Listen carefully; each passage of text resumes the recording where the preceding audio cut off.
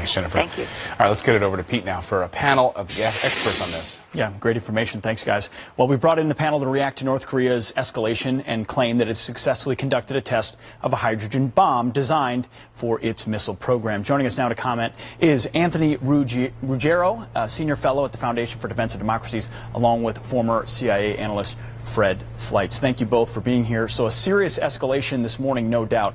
Anthony, what does this about what the end game ultimately is for North Korea here? Well, North Korea's end game is twofold. The first is they want a nuclear weapon that can reach the U.S. homeland, and the second is they want to be able to reunify the peninsula under their own terms, whether that's military terms or capitulation by the South Koreans. So those are two of their own goals, Fred.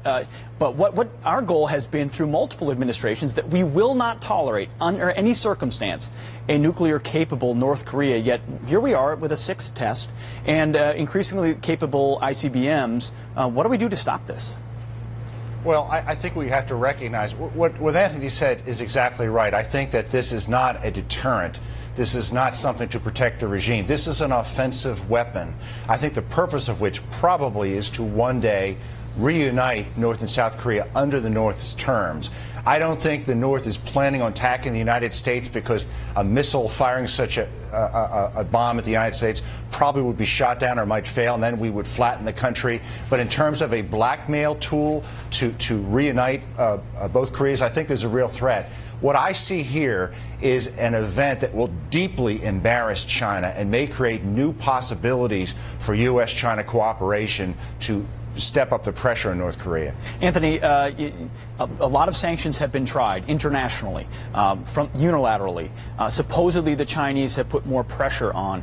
But skeptics will say, where have sanctions worked? And when have they ever prevented a regime like this from getting what they wanted in the nuclear realm? Can more sanctions actually bring the outcome the United States wants?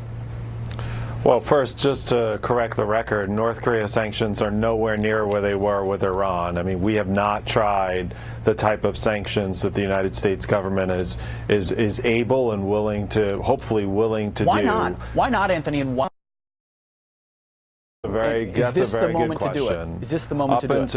Up until February of last year, North Korea sanctions were behind Zimbabwe and Sudan, and that tells you about all you need to know. I mean, over the last year, since February, over a year, sanctions have more than doubled. To your question on who has given up nuclear weapons, of course, we have the example of South Africa, and putting aside whether we agree or disagree with the nuclear deal, sanctions brought Iran to the negotiating table. Now, the question is whether that will do with North Korea. That has more to do with the regime than sanctions itself. I would say that the Trump administration is really the first administration in the last 10 years willing to go after China. On 6 separate occasions, they've gone after China. The next step has to be going after medium and large-sized Chinese banks with significant fines for their lack of compliance procedures and allowing North Korea to violate these sanctions.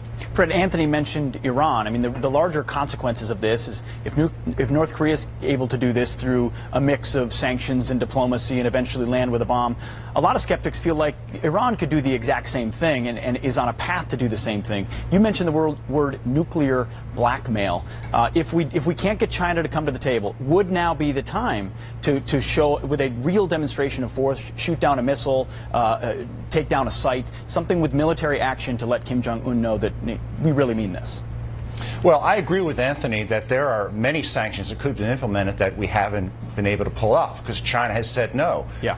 Oil exports to North Korea can be cut off. Links to the banking community can be cut off. But I think we have to put things in place that will also pressure China, such as maybe a naval embargo of North Korea, shooting down missiles. Also, cutting off of financial sanctions is something that would hurt China. Financial ties would hurt China also.